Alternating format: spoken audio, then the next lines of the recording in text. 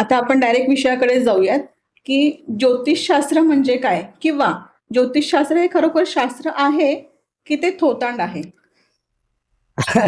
बऱ्याच लोकांना हा प्रश्न असतोच, की हां. ज्योतिष हे खरंच शास्त्र आहे की हं. थोतांड आहे? बरोबर.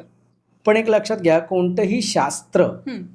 हे कसं सिद्ध होतं? हं. प्रत्येक शास्त्राचे काही घटक असतात. बरं. त्या घटकांचे काही नियम असतात हं. आणि ते नियम योग्य रीतीने लागले, हं. की ते शास्त्र तयार होतं.